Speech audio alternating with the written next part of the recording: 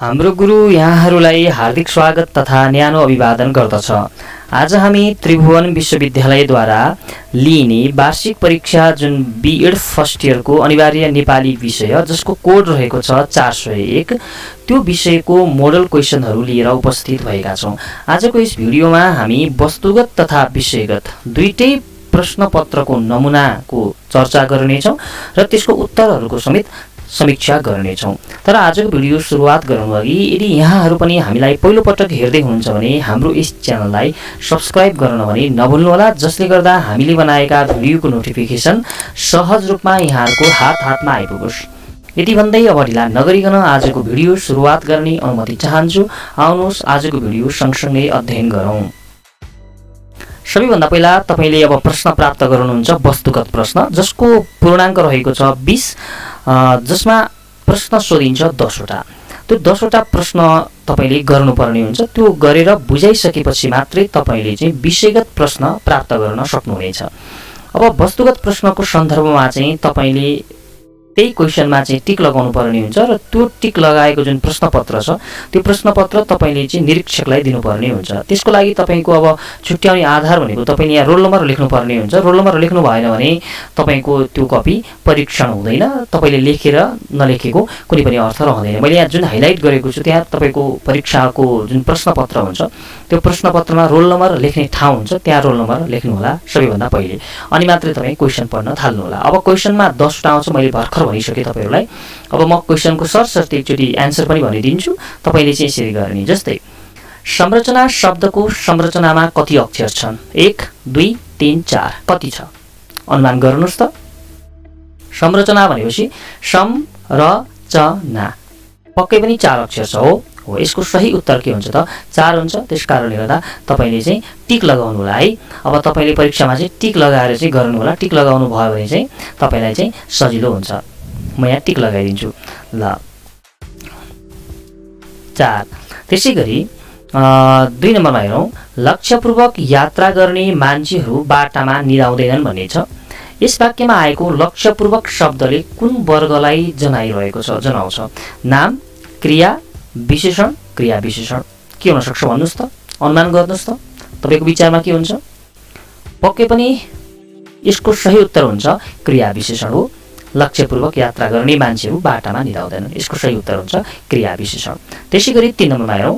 आज पानी परोइन वाक्यको करण रूप कस्तो हुन्छ? करण रूप कस्तो हुन्छ ख्याल गर्नुस् त। करण अकरण त तपाईहरुलाई आउँछ हैन, तर यहाँ चाहिँ अब आज पानी पर्दैन, आज पानी नपर्ने होइन, आज पानी पर्छ, आज पानी पर्ला भन्ने विकल्प छ। त्यसमध्ये सही विकल्प के हुन्छ? आज पानी पर्ला हुन्छ। किन भन्दाखेरि चाहिँ यो परोइन, खाओइन, जाओइन भन्ने जुन आयो भने चाहिँ त्यसलाई चाहिँ हामीले चाहिँ सम्भावनार्थकमा लैजानु पर्ने हुन्छ। अब बाँकी अरु सम्भावनार्थक त छैन, आज पानी पर्ला मात्रै छ। त्यसकारणले गर्दा यसको सही उत्तर के हुन्छ त? आज पानी पर्ला। त्यसैगरी हामी 5 नम्बरमा जाउँ। 5 नम्बरमा के छ? अभ्यस्त पक्ष जनाउने क्रियापद कुन हो भनिएको छ। हेरौँ अभ्यस्त पक्ष कुनले जनाइरहेको छ। यहाँ म क्वेशन अलिकति सारी दिन्छु तपाईहरुलाई।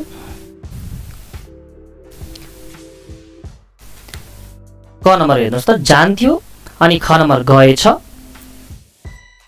4 नम्बर छुटेछ। 4 नम्बर हेरौँ। शिक्षा क्षेत्रको पारिभाषिक शब्द कुन हो? जस्तै कानुन, अनुसन्धान, राजस्व, आयात। यो त तपाईहरुलाई आउँछ हैन, यो त धेरै गाह्रो छैन।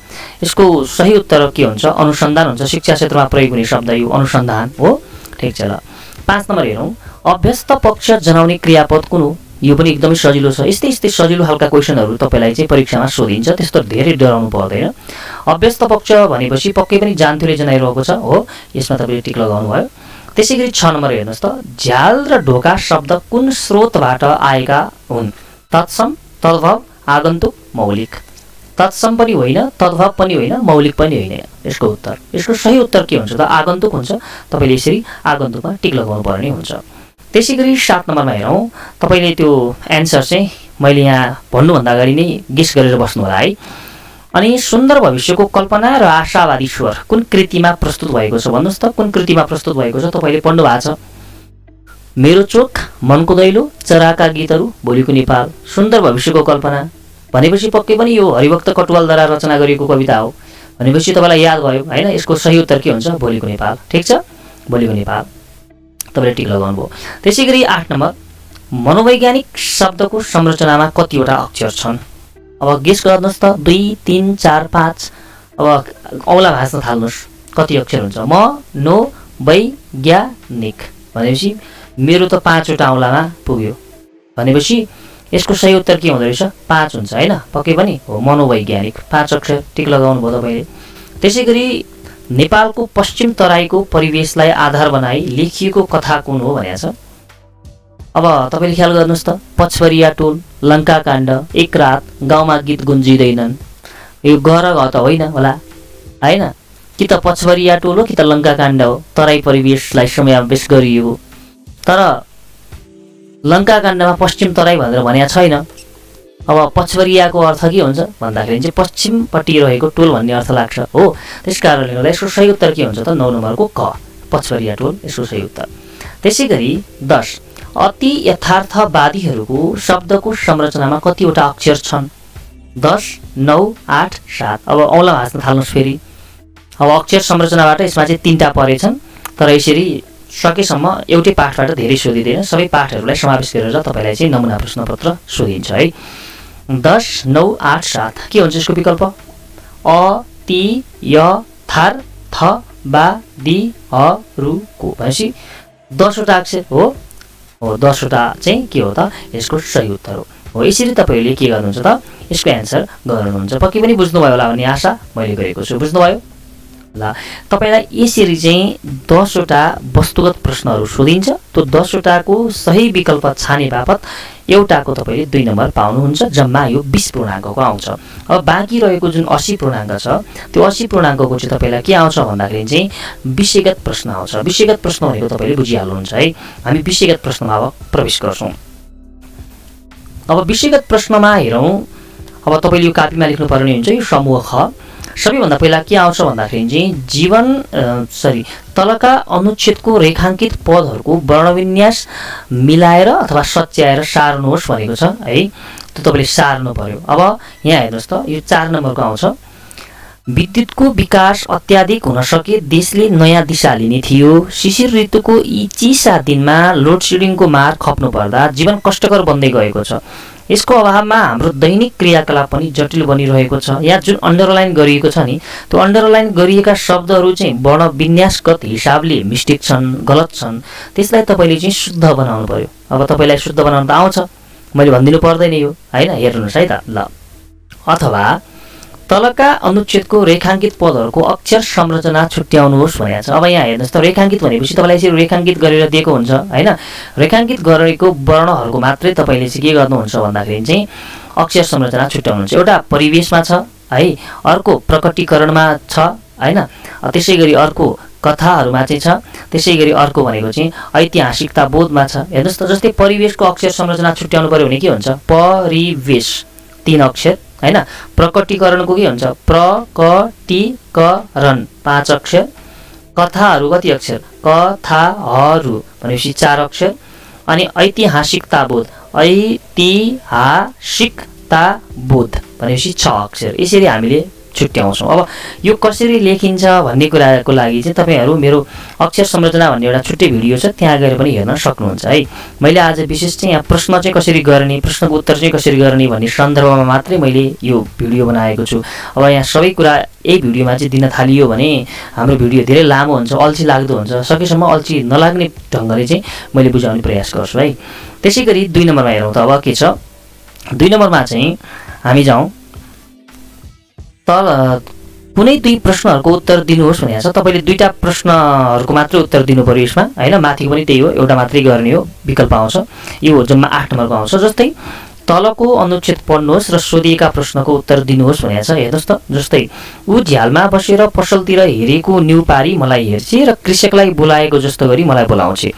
जिन्सको प्यान्ट र कालो चस्मा लगाएकी त्यो नक्कली तरुणी केटी सहरी आधुनिक सभ्यताकी प्रतीक हो भन्ने लाग्यो। उनीहरूलाई चुरोटको धुवाँ उडाउँदै ठाडसित हिँड्न गौरव लाग्छ, तर मलाई त्यो प्रवृत्ति ठिक लाग्दैन। तपाईँले पढ्नुभयो हैन। अब क नम्बर हेर्नुहोस्। उक्त अनुच्छेदबाट तत्सम र आगन्तुक स्रोतका 2-2वटा शब्द छान्नुहोस् भनेको छ। तपाईँले तत्सम, तद्भव, आगन्तुक भन्ने पढ्नु भएको छ हैन। अब हामी तद्भवतिर जाँदैनौँ यहाँ। अहिले तत्सम शब्द हेर्नु पर्यो। यसमा तत्सम शब्द कुन कुन छ हेर्नुहोस् त। सबैभन्दा पहिला त्यो रेखाङ्कित गरेको बेला छोडिदिनुहोस्। त्यो रेखाङ्कित चाहिँ ख नम्बरको लागि गरेको। एउटा यो कृषक भन्ने नै तत्सम शब्द हो होइन, एउटा तपाईँले छुट्याइहाल्नुभयो कृषक। त्यसै गरी अर्को तत्सम शब्द के हुनसक्छ?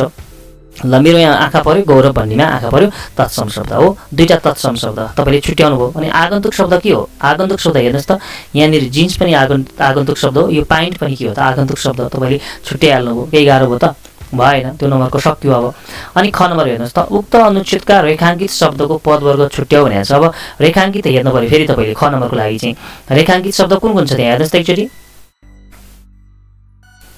रेखाङ्कित शब्द भनेको चाहिँ तपाईँको चाहिँ हेर्नुहोस् त, जस्तै उमा छ हो, उमा छ रेखाङ्कित।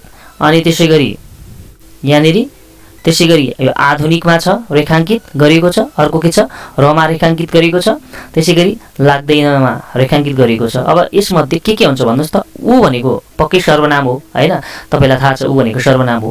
र भनेको संयोजक हो। आधुनिक भनेको विशेषण हो। त्यसै गरी लाग्दैन भनेको क्रियापद हो। तपाईँलाई लेख्ने तरिका थाहा छ, तपाईँले लेख्नु होला है। त्यसै गरी अब हामी ख नम्बरमा जाउँ। तलका अनुच्छेदका रेखाङ्कित शब्दको रचना प्रक्रिया देखाउनुहोस् भनेको छ। रचना प्रक्रिया भनेको बुझ्नु भएको छ तपाईँहरूले।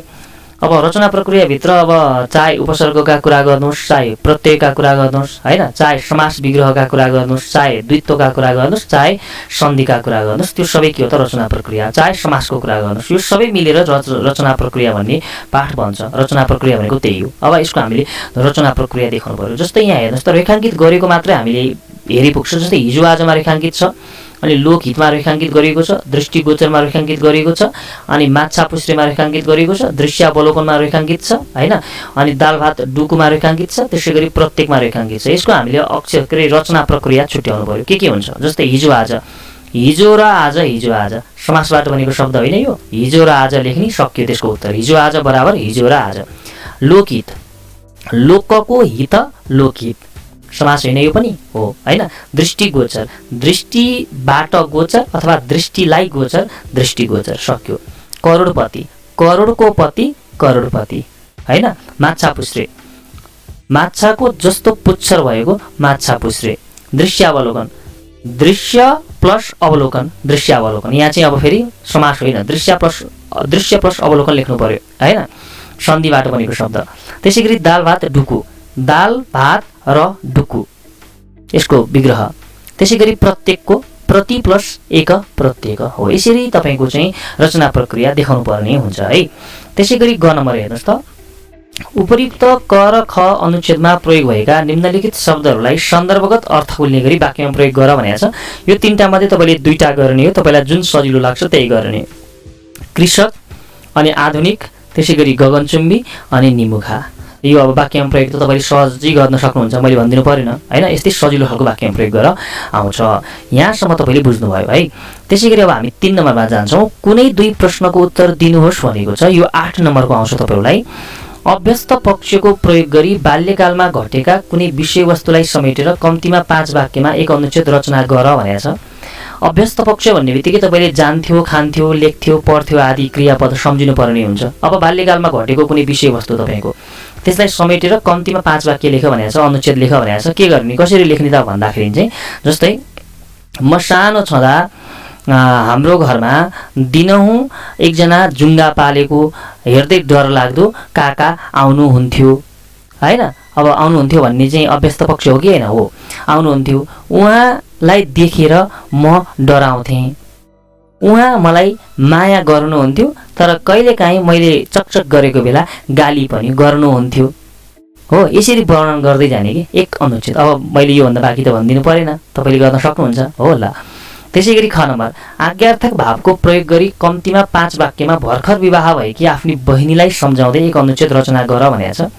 अब आज्ञार्थक भाव भन्ने बित्तिकै जाऊ, खाऊ होइन, गर, लेख, पढ आदि क्रियापद तपाईँले सम्झिनु पर्यो। भर्खर विवाह भएको बहिनी, जस्तै कसरी सकिन्छ यसरी सुरुवात गर्न भन्दाखेरि चाहिँ जस्तै बहिनी भर्खर मात्रै तेरो बिहे भएको छ, राम्रो गरी घर गरी खाए होइन, घर गरी खाऊ, खाए त भन्न पाइएन, त्यो त इच्छार्थ हो, यहाँ त आज्ञार्थमा छ। खाऊ होइन, अथवा खा भन्न पनि सक्यो नि त बहिनीलाई, त भन्न सकियो। अब त भनियो भने खा भन्नु पर्यो, अनि तिमी भनियो भने खाऊ भन्नु पर्यो। अनि त्यसै गरी घरमा आफूभन्दा ठुला बडालाई चाहिँ मान इज्जत गर्ने गर, घर व्यवहार राम्रोसँग धान्ने गर, यसरी हामीले चाहिँ अनुच्छेद रचना गर्दै जाने कि। अब तपाईँको बहिनीलाई तपाईँले कसरी सम्झाउनुहुन्छ त्यो म जान्दिनँ, तपाईँले नै गर्ने है। ल जस मैले तरिका सिकाइदिएँ त्यसरी तपाईँले गर्न सक्नुहुन्छ। त्यसै गरी ग नम्बर, तल दिएको अनुच्छेदलाई प्रथम पुरुष एकवचन र कर्तृवाच्यमा रूपान्तरण गर भनेको छ, वाक्यान्तरण गर्नुहोस् भनेको छ। अब एकैचोटि गर्ने, यसलाई चाहिँ हामीले 2-3 पटक लगाएर गर्ने होइन। जस्तै बिहान 4 बजे उठियो, हातमुख धोई एकछिन किताब पढ्यो, चिया खाजा खाइसकेपछि क्याम्पस गइयो, 10 बजेतिर घर फर्कियो भन्ने छ। यसलाई अब हामीले केमा लानु पर्यो भन्दा प्रथम पुरुष पनि हुनु पर्यो, एकवचन पनि हुनु पर्यो, कर्तृवाच्य पनि हुनु पर्यो। भनेको बिहान 4 बजे उठियो के हुन सक्छ, म बिहान 4 बजे उठेँ बनाउन सकियो नि। ल हेर्नुहोस् त, म भनेको प्रथम पुरुष पनि हो, एकवचन पनि हो, अनि कर्तृवाच्य पनि हो। म बिहान 4 बजे उठेँ हैन, मैले हातमुख धोएर एकछिन किताब पढेँ, ठिक छ त्यो पनि। त्यसै गरी मैले चिया खाजा खाइसकेपछि क्याम्पस गएँ, अथवा म, अब यसमा त मैले भन्ने हुँदैन, अनि म 10 बजेतिर घर फर्किएँ। यसरी हामीले चाहिँ प्रथम पुरुष एकवचन र कर्तृवाच्यमा रूपान्तरण गर्न सक्छौँ। अब म नै बनाउनुपर्छ भन्ने छैन, ऊ पनि लेख्न सक्नुहुन्छ, तिमी पनि लेख्न सक्नुहुन्छ। यसमा तिमी बिहान 4 बजे उठ्यौ, यो पनि हो हैन, एकवचन पनि हो, प्रथम पुरुष सरी प्रथम पुरुष त होइन भनेपछि प्रथम पुरुषको एकवचन भनेपछि म मात्र लेख्न पाइयो, सरी तिमी लेख्न पाइएन, किनभने प्रथम पुरुषलाई काटेर चाहिँ एकवचन मात्रै भनेको थियो भने चाहिँ तिमी र ऊ लेख्न पाइन्थ्यो है। ल त्यसै गरी अब हामी 4 नम्बरमा जान्छौँ। तलका प्रश्नहरूको उत्तर लेख्नुहोस् भनेको छ। क नम्बर, तलको गद्यांश पढी अन्त्यमा सोधिएका प्रश्नहरूको बहुवैकल्पिक उत्तरमध्ये सर्वोत्कृष्ट उत्तर पहिचान गरी लेख्नुहोस् भनेको छ। यो 2.2 × 7.5 15 नम्बरको आउँछ। तपाईँलाई 2टा अनुच्छेद आउँछ। यो चाहिँ तपाईँको बहुवैकल्पिक वाला हो। सर र तपाईँले अनुच्छेद पढ्नुहुन्छ, अब हेर्नुहोस् त, अनुच्छेद सर र पढ्नुहोस्, एकचोटि सर र हेर्नुहोस् है, बिस्तारै पढ्नुहोस्।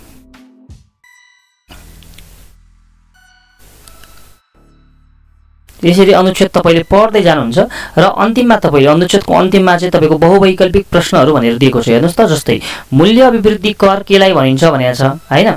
अनि त्यसै गरी 2 नम्बरमा कुन प्रकृतिको करमा दोहोरो कर लाग्दैन भनेको छ। ल मानौ अब तपाईँले यो चाहिँ यहाँ क्वेसनमा टिक लगाएर हुँदैन, यो चाहिँ तपाईँले कापीमा नै लेख्नुपर्ने हुन्छ है। अब यसको उत्तर चाहिँ मैले यहाँ अब भनिदिन्छु तपाईँलाई सिधै नै। जस्तै मूल्य अभिवृद्धि कर केलाई भनिन्छ भन्दाखेरि चाहिँ यसको हुन्छ वस्तु तथा सेवाको उपभोगमा लाग्ने प्रत्यक्ष करलाई चाहिँ हामी मूल्य अभिवृद्धि कर भनिन्छ। मैले यसमा अहिले टिक लगाइदिएँ, तपाईँले चाहिँ पढेर मात्रै गर्नु होला है, तपाईँलाई थाहा नहुन सक्छ। त्यसै गरी कुन प्रकृतिको करमा दोहोरो कर लाग्दैन भनेको छ हैन। अनि मूल्य अभिवृद्धि करमा चाहिँ दोहोरो कर लाग्दैन, जुन जुन तपाईँको टिक उत्तर हो नि, ठिक उत्तर हो, त्यो ठिक उत्तरलाई तपाईँले चाहिँ कापीमा लेख्नुहुन्छ। यो चाहिँ अघि वस्तुगत प्रश्न थ्योरी जुन तपाईँले निरीक्षकलाई बुझाउनु भयो नि 1 घण्टा अगाडि अथवा 20 मिनट अगाडि हो, त्यहाँको जस्तो क्वेसनमै टिक लगाउने चाहिँ होइन यो। त्यसै गरी ऐनको अनुसूची 1 मा कर सम्बन्धी के कुरा उल्लेख गरिएको छ भन्दाखेरि चाहिँ अब यसको उत्तर माथि पढेको आधारमा चाहिँ कुन कुन वस्तु तथा सेवाहरूमा कर छुट गर्ने भन्ने कुरा, यसमा चाहिँ यो चाहिँ सही उत्तर हुन्छ हैन। त्यसै गरी 4 नम्बर, मानाङ्कको एकल दर मूल्य अभिवृद्धि कर कस्तो कारोबारमा लागू गरिएको छ भन्दाखेरि चाहिँ यो चाहिँ के हो त भन्दा नेपालमा आयात गरिएको वस्तु र स्थानीय कारोबारमा हो। त्यसै गरी 5 नम्बरमा मूल्य अभिवृद्धि करको मानाङ्क दरमा के कस्तो अवस्थामा विचलन आउँछ भनेको छ। अब यो विचलनको कुरा गर्दाखेरि चाहिँ के हो त भन्दाखेरि चाहिँ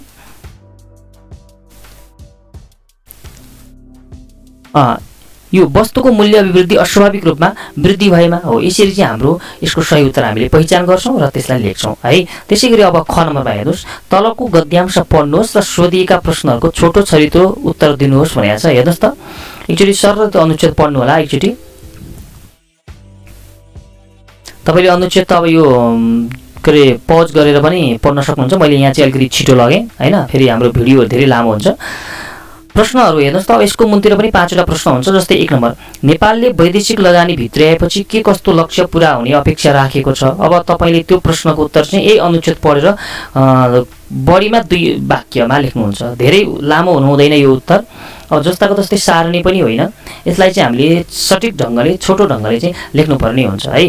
त्यसै गरी 2 नम्बर, सरकारले लगानी बोर्डको गठन गरी के कस्ता कार्यमा ध्यान दिएको छ। 3 नम्बर, पछिल्लो समयमा लगानी आकर्षणमा देखिएका समस्या के हुन्। 4 नम्बर, लगानी मैत्री वातावरणलाई सकारात्मक दिशामा डोर्याउन कुन कुन पक्षका बीच समन्वय आवश्यक छ।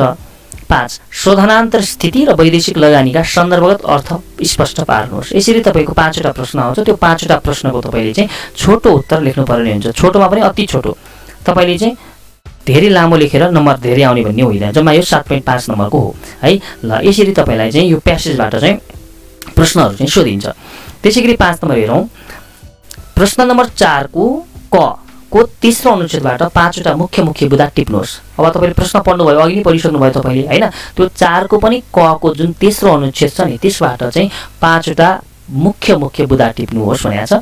बुदा टिपोट गर्न तपाईलाई आउँछ। बुदा टिपोट गर्दा हामीले चाहिँ असमापिका क्रियाको प्रयोग गर्ने अनि त्यसपछि बुदा टिपोट गर्ने। जस्तै एकछिनको लागि उदाहरणको लागि हामीले बुदा टिपोट गर्नु पर्यो भने कसरी गर्ने त? मैले अब यहाँ एकछिनको लागि यही बाटो गरेँ हैन। अब तपाईलाई परीक्षामा अर्कै सोधेको छ। जस्तै यो अनुच्छेदबाट हामीले चाहिँ बुदा टिपोट गर्नु छ भने कसरी गर्ने त भन्दाखेरि चाहिँ पुँजीको प्रकृति संवेदनशील हुने, यो त्यही आकर्षित हुने जहाँ जो कम जोखिम र बढी प्रतिफलको सम्भावना रहने भनेर चाहिँ हामीले के गर्छौँ बुदा टिपोट गर्छौँ। अब मैले यहाँ त हचुवाक भरमा गरेको छु हैन। अब हामीले मैले पुरै पढिसकेको छैन, यहाँ तपाईले पढ्नु होला। यसरी हामीले चाहिँ रहने, हुने, खाने जस्ता क्रियाहरूको प्रयोग गरेर चाहिँ के गर्ने भन्दा बुदा टिपोट गर्ने है। तपाईले यो चाहिँ 11 कक्षामा 12 कक्षामा अब 8, 9, 10 कक्षामा पनि पढ्नु भएको छ। सम्भवतः तपाईहरु सबैजनालाई आउँछ।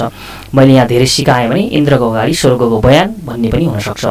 त्यसैगरी प्रश्न नम्बर 4 को तेस्रो अनुच्छेदलाई 1/3 शब्दमा संक्षेपीकरण गर्नुहोस् भनेको छ। संक्षेपीकरण गर्नुहोस् भनेको चाहिँ सारांश लेख भने हो। तपाईले अब बुदा टिपोट गर्नुभयो माथि 4 मा हैन, अथवा यहाँ त अथवा दिएको छ हैन। कि तपाईले बुदा टिपोट गर्नु पर्यो कि तपाईले संक्षेपीकरण गर्नु पर्यो। तपाईलाई जुन सजिलो लाग्छ त्यो गर्ने। संक्षेपीकरण भनेको सारांश हो, त्यो पनि गाह्रो छैन। सारांश लेख्दाखेरि शीर्षक अनिवार्य दिने। सारांश लेखिसके पछाडि दिएको अनुच्छेद शब्द संख्या अनि हुनुपर्ने शब्द संख्या र भएको शब्द संख्या लेख्न नछुटाउनु होला है। ल 6 नम्बर हेर्नुस् त। पत्रकारिता शीर्षकमा 150 शब्दको एउटा अनुच्छेद लेख्नुहोस् अथवा तलको गर्नुहोस् हैन। अब तपाईले पत्रकारिता भन्ने शीर्षकमा एउटा अनुच्छेद रचना गर्नु पर्यो। यो चाहिँ तपाईको आउट क्वेशन हो। तपाईको किताब भित्रबाट भन्दा पनि किताब बाहिरबाट नै आइरा हुन्छ। यसमा चाहिँ तपाईको विषयवस्तु जुन हाम्रो निबन्ध छ नि, निबन्ध रचना, स्वतन्त्र रचना, यो पनि स्वतन्त्र रचना हो। अब तपाईले जति धेरै जान्नु भएको छ त्यति धेरै यसमा चाहिँ फाइदा हुन्छ। अब जान्नु भएको छैन, किताब मात्रै पढ्नु भएको छ, किताब भन्दा बाहिरको नलेज तपाईलाई छैन भने यसमा चाहिँ अलिकति गाह्रो हुन सक्छ। त्यसकारणले गर्दा तपाईले जे जान्नु भएको छ त्यो गर्नुहोस् है। अथवा तपाईले कथा लेखे पनि भयो। हेर्नुस् त यहाँ कथा दिएको छ। तल दिएको बुदासारमा केन्द्रित भई एउटा अनुच्छेद तयार गर्नुहोस् भनेको छ। अब यसमा शीर्षक दिनु पर्यो। यसमा चाहिँ है शीर्षक दिएर जस्तै स्मृति मानिसका मनमा हुने एक विशिष्ट गुण हो अनि स्मृति चिन्हहरू मस्तिष्कमा सुरक्षित रहेसम्म ज्ञानको स्मृति सुरक्षित रहने। यहाँ डट डट डट दिएको छ, जुन बुदा दिएको छ यसलाई तपाईले अनुच्छेदमा जस्तै तपाईले अनुच्छेदका बुदाको आधारमा चाहिँ कथा लेख्नु भएको हुन्छ नि, हो त्यो कथा लेखे जस्तै ढङ्गले चाहिँ लेख्ने हो तपाईले। यो पनि गाह्रो छैन। जस्तै मानिसका मनमा अथवा मानिसका दिमागमा अथवा मानिसका विचारमा हुने विशिष्ट गुणहरू नै के हुन् त स्मृति हुन्। स्मृति चिन्हहरू मस्तिष्कमा सुरक्षित रहेसम्म ज्ञानको स्मृति पनि सुरक्षित रहन्छ। यसरी तपाईले यसलाई आधार बनाउनु पर्यो अनि आफूले जानेका पनि कुराहरूलाई चाहिँ घोलेर मिसाएर चाहिँ के गर्नु पर्यो भन्दा अनुच्छेद रचना गर्नु पर्यो। यो पनि सजिलो छ, गाह्रो त्यस्तो छैन, स्वतन्त्र रचना हो है। त्यसैगरी 7 नम्बरमा हेरौँ। कुनै एक शीर्षकमा 300 शब्दभन्दा कम नहुने गरी निबन्ध लेख्नुहोस्। अब निबन्ध लेख भनेर त मैले भनिरहनु परेन हैन। तपाईलाई जुन सजिलो लाग्छ, जलवायु परिवर्तन, सामाजिक सञ्जाल, मेरो जीवनको लक्ष्य, जुन सजिलो लाग्छ त्यही विषयमा तपाईले निबन्ध लेख्नु होला। निबन्ध लेख्दा कम्तीमा पनि 3टा अनुच्छेद चाहिँ लेख्नु होला है। त्यसमा आदिभाग, मध्यभाग, अन्त्यभाग। आदिभागमा तपाईले चाहिँ विषयवस्तुको परिचय, विषयवस्तुको उठान गर्नु होला अनि मध्यभागमा विषयवस्तुको बृहत समीक्षा चर्चा गर्नु होला र अन्तिम भागमा चाहिँ तपाईले निष्कर्ष दिनु होला। त्योभन्दा बाहेक अब अरु तपाईले गर्नु परेन है परीक्षाको दृष्टिकोणले चाहिँ। त्यसैगरी 8 नम्बरमा जाउँ हामी। कुनै 2 प्रश्नको उत्तर लेख्नुहोस् भनेको छ। यो 2टा प्रश्न मध्ये हैन, सरी 2टै प्रश्नको उत्तर लेख्नु पर्यो। जस्तै अमा के छ, महाकवि लक्ष्मीप्रसाद देवकोटाका बारेमा उल्लेखित सूचनाका आधारमा एउटा अनुच्छेद लेख्नुहोस् भनेको छ। अब सूचनाहरू तपाईलाई परीक्षामा प्रश्नपत्रमै दिइन्छ हैन। त्यो सूचनालाई तपाईले आधार बनाएर चाहिँ जीवनी लेख्ने हो। अब यहाँ लक्ष्मीप्रसाद देवकोटाको जन्म विक्रम सम्वत 1966 कार्तिक लक्ष्मी पूजाका दिन दिल्ली बजार काठमाडौँमा भएको थियो हैन। उनको माता पिताको नाम चाहिँ अमर राज्य लक्ष्मी देवकोटा र तिलमाधव देवकोटा थियो। यसरी तपाईले चाहिँ लेख्दै जानियो। तपाईलाई त्यो गाह्रो भएन है। यो तपाईले लेख्न मजाले सक्नुहुन्छ। त्यसैगरी 8 नम्बर हेर्नुस् त। तल दिएको बुदाका आधारमा राष्ट्रकवि माधव घिमिरेका विशेषतालाई एक अनुच्छेदमा प्रस्तुत गर्नुहोस् भनेको छ। अब तपाईले जसरी माथि गर्नुभयो नि तलको पनि गर्ने त्यही हो, त्यो पनि गाह्रो केही पनि छैन। तपाईँले त्यसलाई चाहिँ आधार बनाउने हो अनि लेख्ने हो है, त्यो पनि तपाईँले गर्न सक्नुहुन्छ। यी नम्बर हेर्नुहोस् त, मेरो चोक कविताको विषयवस्तुको बारेमा प्रकाश पार्नुहोस्। अब तपाईँले यहाँबाट चाहिँ तपाईँको जुन साहित्य छ नि, साहित्य सुरुवात हुन्छ। मेरो चोक कविताको विषयवस्तु मैले यहाँ भन्दिनँ, तपाईँलाई लेख्ने तरिका थाहा छ। अब थाहा छैन भने त्यो भिडियो गएर हेर्नु होला, मेरो त्यहाँ आइकनमा म दिन्छु, त्यहाँ गएर पनि हेर्नु होला। त्यसै गरी ख नम्बर हेर्नुहोस् त, आरुको बोट कथामा चित्रण गर्न खोजिएको विषयवस्तुमाथि प्रकाश पार्नुहोस्। अब आरुको बोटमा के भन्न खोजिएको छ तपाईँले लेख्न सकिहाल्नुहुन्छ, त्यो पढ्नु भएको छ तपाईँले होइन। त्यसै गरी अथवामा हेर्नुहोस् त, मानवीय जीवनको आरोह अवरोहलाई चुली उपन्यासमा कसरी प्रस्तुत गरिएको छ चर्चा गर्नुहोस्। अब यो पनि तपाईँले गर्न सक्नुहुन्छ, साहित्यबाट त त्यस्तो धेरै गाह्रो भएन। मैले आज चाहिँ क्वेसनको नमुना चाहिँ कस्तो आउँछ भनेर देखाउन मात्रै खोजे हो, यो मैले आज विषयवस्तु पढाउन खोजेको होइन। त्यस कारणले गर्दा मैले आजको यो भिडियोमा चाहिँ विषयवस्तुको बारेमा धेरै समीक्षा गर्दिनँ। त्यसै गरी 9 नम्बरमा हेर्नुहोस् त, कुनै 2 प्रश्नको उत्तर दिनुहोस्। भोलिको नेपाल कविताको विषयवस्तुका बारेमा प्रकाश पार्नुहोस्। लङ्काकाण्ड कथाको परिवेशको चित्रण गर्नुहोस्। के नेपाल सानो छ निबन्धको मूल भावमाथि प्रकाश पार्नुहोस् भनिएको छ। यो 3टा मध्ये 2टा तपाईँले गर्ने, तपाईँलाई जुन सजिलो लाग्छ। यसरी तपाईँको यो विषयगत प्रश्न पनि समाप्त हुन्छ। तपाईँको विषयवस्तु खासै त्यस्तो धेरै जटिल केही पनि छैन। प्रश्नको नमुना एकदमै सजिलो पनि छ, प्रश्न पनि त्यस्तो धेरै जटिल आउँदैन, प्रश्नहरू एकदमै सजिलो आउँछ। तपाईँहरूको स्तर अनुसारै आउने हो, स्तर नमिल्ने खालको प्रश्नहरू तपाईँलाई सोधिँदैन, गाह्रो आउँदैन। त्यस कारणले गर्दा यी प्रश्नहरूलाई एकचोटि घरमा सरसर्ती हेर्नुहोस् होइन। तपाईँले अनि यसलाई के बुझ्नुहुन्न त्यहाँ हामीलाई कमेन्ट गर्नुहोस्। तपाईँले नबुझेका कुराहरू हामी भिडियो मार्फत बुझाउने प्रयास गर्नेछौँ।